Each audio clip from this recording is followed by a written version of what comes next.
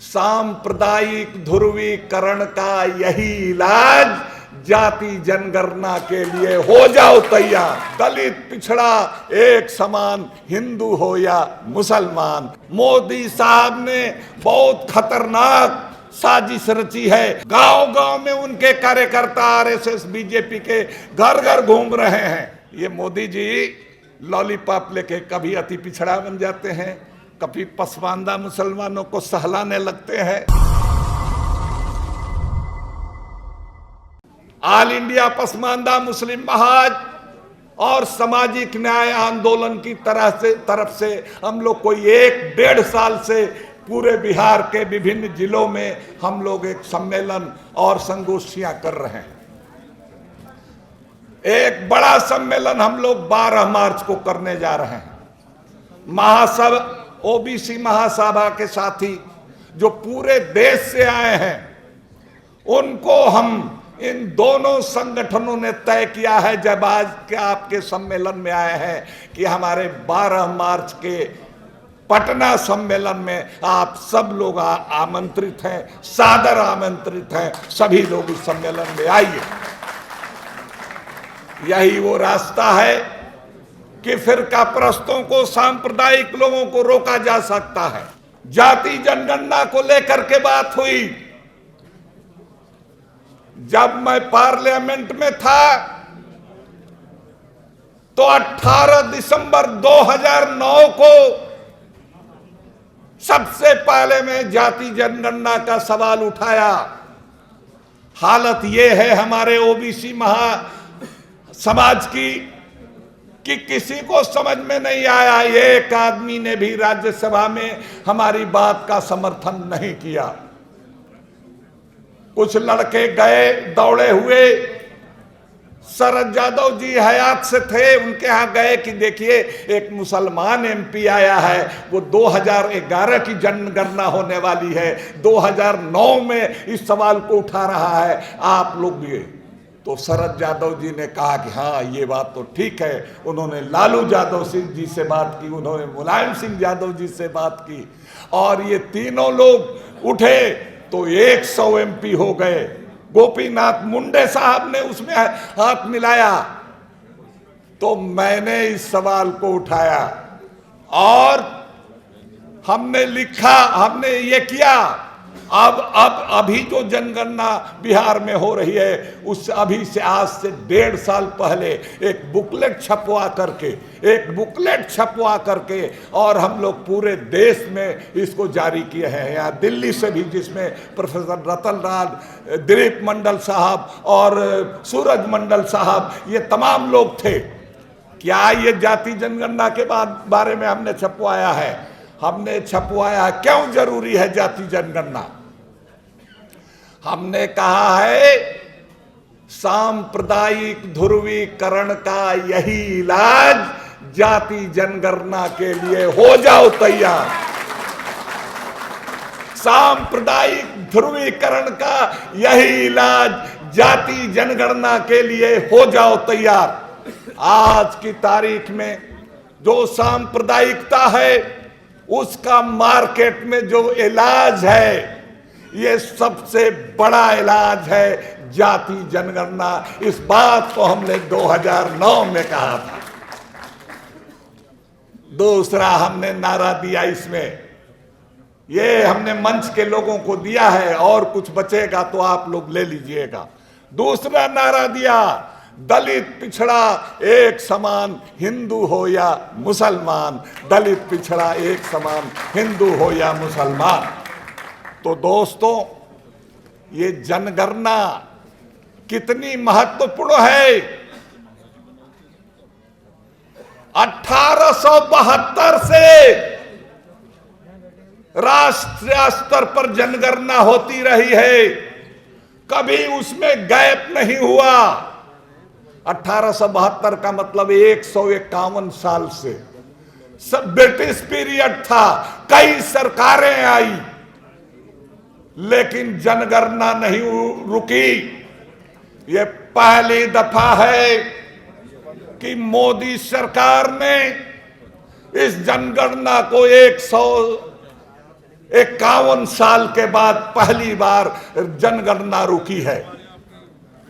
और इसीलिए डर यही है कि ये जो गुब्बारा सांप्रदायिकता का उठा करके फुलाए हुए हैं, अगर जाति जनगणना होगी तो ये गुब्बारे में छेद हो जाएगा और ये गुब्बारा धड़ाम हो जाएगा। 151 साल बाद ऐसी नकारा सरकार, ऐसी बदनीयत, इस तरह की बदमिजाज सरकार, इस तरह की अहमक सरकार, इस तरह की घमंडी सरकार 151 साल में इस देश में नहीं बनी जिसने जनगणना को रोक दिया है। यह बहुत खतरनाक है। बिहार से जनगणना हो रही है। आपने देखा, हमारे साथी इसराइल मंसूरी साहब ने बताया, आप सभी जानते हैं। लेकिन ये जनगणना पूरे देश में हो, आज हमारे सामने ये सबसे बड़ा टास्क है। और ये और भी तब बढ़ गया है जबकि ईडब्ल्यूएस का जो फैसला आया है, उसने खुद 50% का जो बाउंड्री था उसको हटा दिया है। तब तो और भी जरूरत हो गई है उसकी। तो जाति जनगणना के सवाल को पूरे देश में हम समझते हैं कि आपने समझा है और ठीक ही समझा है। हम लोगों ने पहले से इसको अभियान को चलाया हुआ है। साथियों, मैं कहना चाहता हूं कि जो दूसरी बात मैं कहना चाहता हूं कि मोदी जी, प्रधानमंत्री मोदी जी आजकल जो पसमानदा रट रहे हैं, आप जान लीजिए, तमाम सेकुलर पार्टियां, तमाम अपोजिशन की पार्टियां ये जान ले कि अगर समय रहते उन्होंने नहीं चेता, मोदी साहब ने बहुत खतरनाक साजिश रची है मुसलमानों के अंदर पेंट्रेट करने की पसमानदा के नाम पर। और इसीलिए जो ही उन्होंने हैदराबाद के सम्मेलन में पसमानदा शब्द अपने जबान से निकाला, गांव-गांव में उनके कार्यकर्ता आरएसएस बीजेपी के घर घर घूम रहे हैं लोगों को बेवकूफ बनाने के लिए। तो हमने प्रधानमंत्री जी के नाम एक चिट्ठी लिखा, वो भी देंगे। प्रधानमंत्री जी के नाम चिट्ठी लिखा कि आपका मकसद क्या है पसमानदा में घुसने का। पसमानदा में सिर्फ मुसलमान नहीं होता है, पसमानदा माने तमाम पिछड़े और दलित और तमाम बहुजन समाज के लोग पसमानदा में आते हैं। आपके झांसे में आने वाले नहीं हैं, आपके झांसे में आने वाले नहीं हैं। हमने एक चिट्ठी लिखी और हमने अपोजिशन पार्टियों को भी एक चिट्ठी लिखा है, सारे अपोजिशन पार्टियों को, कि अरे भाई आप क्यों डर रहे हैं पसमानदा कहने से। पसमानदा नाम का न इस दुनिया में कोई धर्म है न जाति है। पसमानदा वही है जो ओबीसी महासंघ है। अगर उर्दू में ओबीसी महासंघ को एक शब्द में हम कहें तो पसमानदा कहें। महासंघ माने भी वही महासंघ होता है, महाज माने महासंघ होता है। तो इस बात को समझते हुए हमने एक बात कही है, एक बात की तरफ और हम इशारा करना चाहते हैं कि हम लोग तो झांसे में नहीं आने वाले हैं, लेकिन जो सियासी पार्टियां हैं, खास करके सामाजिक न्याय की बात करने वाली पार्टियां हैं, उनको भी समझना पड़ेगा। हिंदुओं में तो पिछड़ा, अति पिछड़ा की बात करते हैं, मुसलमानों को क्यों एक रूप समाज समझते हैं।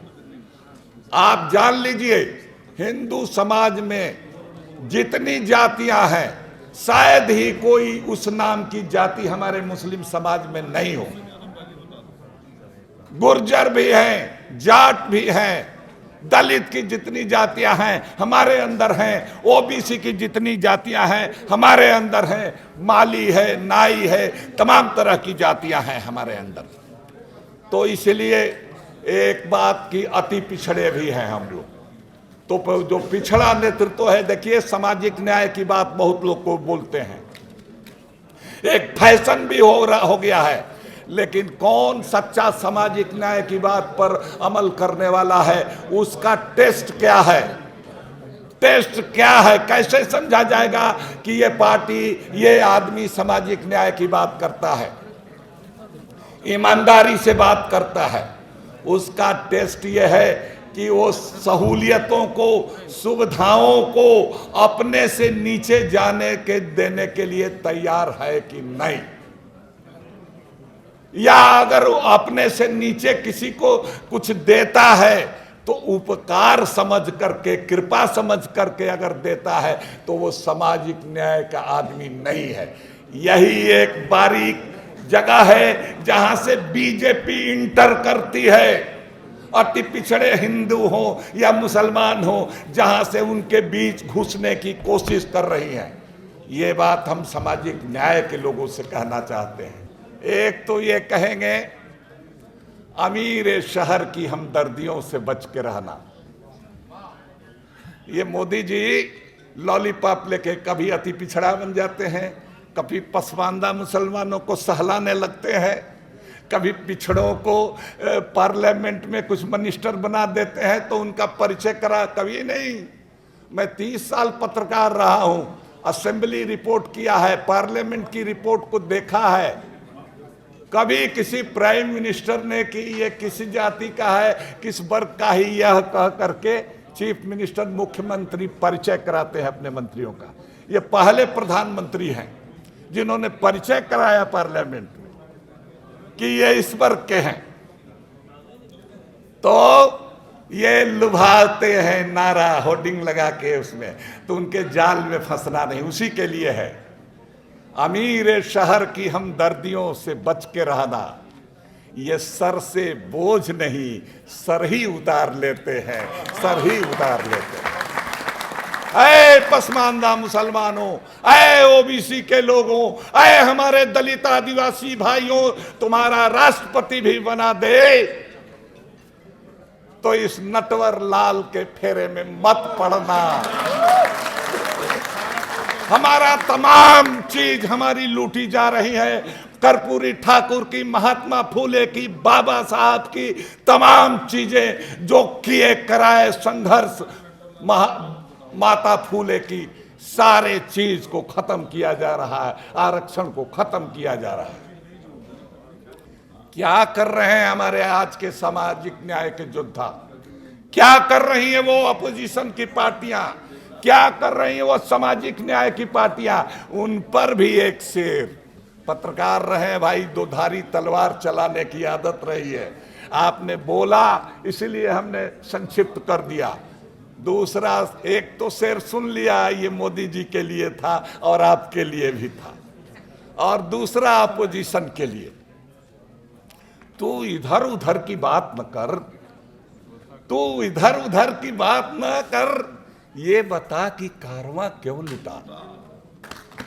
तो इधर उधर की बात न कर, ये बता कि कारवां क्यों लुटा। मुझे रहजनों से गिला नहीं। देखिए इसमें कुछ हम सुधार कर रहे हैं। असली शेर है मुझे रहजनों से गिला नहीं, हम इसको थोड़ा सा बदल रहे हैं। मुझे तू इधर उधर की बात न कर, ये बता कि कारवां क्यों लुटा। मुझे रहजनों से तो गिला है, गिला है, लेकिन तुम्हारी रहबरी का भी सवाल है, तुम्हारी रहबरी का भी सवाल है। हम वोट देते हैं, हम कोई बीजेपी को नहीं वोट देते हैं। हम लोग जिनको वोट देते हैं, अपराधियों को, मर्डर करने वालों को, दलित बेटी भाई बहनों को, आदिवासी भाई बहनों को, पसमानदा मुसलमानों को, जिंदा जलाने वाले, लूटने वाले, बलात्कार करने वाले, मार काट मचाने वाले, उनके तरफदारी के लिए लोग खड़े हो जाते हैं। उनके लोग खड़े हो जाते हैं, गलत काम के लिए खड़े हो जाते हैं, लेकिन हम लोग मजलूम हैं, हम लोग मारे जा रहे हैं, मॉब लिंचिंग हो रही है, बुलडोजर चल रहा है। लेकिन हमारे जो सामाजिक न्याय की पार्टियां हैं, जो हमारे सेकुलर पार्टियां हैं, वो तो आजकल सेकुलरिज्म शब्द अपने जबान पर लाने में डरती है, वो क्यों नहीं हमारे साथ खड़ी होती है। इसी के लिए हम कहते हैं कि हमारे रहजन तो वही है, वो तो लुटेरा है, डकैत है, वो तो करे है, न उसको लेना है न देना है, लेकिन तुमको तो हम देते हैं, तुम इतने कमजोर क्यों? जनता पर तुम्हारा भरोसा नहीं है, जनता ओबीसी पर तुम्हारा भरोसा नहीं है, दलित समाज पर तुम्हारा भरोसा नहीं है। इसीलिए हम दो धारी तलवार हमने चलाया है और इसी बात के साथ हम ये करते हैं। एक बार फिर हम आपका शुक्रिया अदा करते हैं, इतना अच्छा सम्मेलन आपने किया, लेकिन थोड़ा सा और इसको व्यवस्थित करने की ज़रूरत है और हम थोड़ा देर और बैठेंगे, उसके बाद लेकिन हम निकलना चाहेंगे। बहुत बहुत शुक्रिया, धन्यवाद।